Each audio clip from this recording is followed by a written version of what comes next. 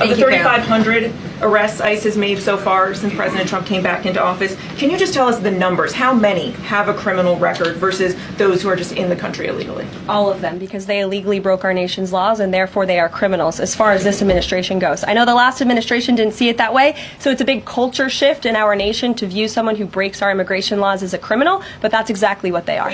And if you are an individual, a foreign national, who illegally enters the United States of America, you are, by definition, a criminal. And so therefore, you are subject to deportation. I apologize. We want to deport illegal criminals, illegal immigrants from this country, but the president has said that, of course, the illegal criminal drug dealers, the rapists, the murderers, the individuals who have committed heinous acts on the interior of our country and who have terrorized law-abiding American citizens, absolutely, those should be the priority of ICE, but that doesn't mean that the other illegal criminals who entered our nation's borders are off the table. It's caused a lot of confusion around the country among Head Start providers, among providers services to homeless veterans, Medicaid providers, states saying they're having trouble accessing the portal.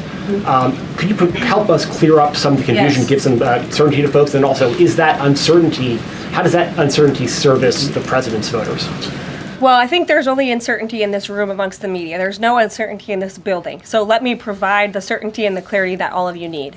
This is not a blanket pause on federal assistance and grant programs from the Trump administration. Individual assistance, that includes, I'm not naming everything that's included, but just to give you a few examples, Social Security benefits, Medicare benefits, food stamps, welfare benefits, assistance that is going directly to individuals will not be impacted by this pause. And I want to make that very clear to any Americans who are watching at home who may be a little bit confused about some of the media reporting. This administration, if you are receiving individual assistance from the federal government, you will still continue to receive that.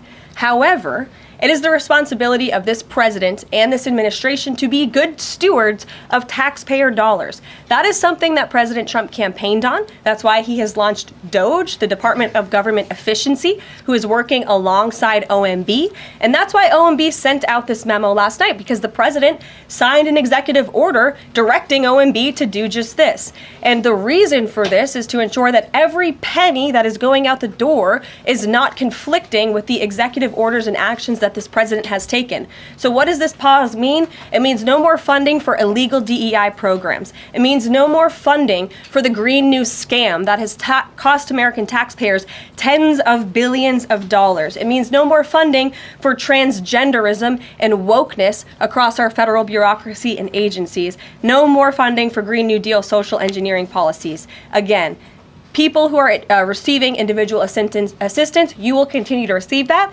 Egg prices have skyrocketed since President Trump took office. So what specifically is he doing to lower those costs for Americans? There is a lot of reporting out there that is putting the onus on this White House for the increased cost of eggs. I would like to point out to each and every one of you that in 2024, when Joe Biden was in the Oval Office, or upstairs in the residence sleeping, I'm not so sure, egg prices increased 65% in this country.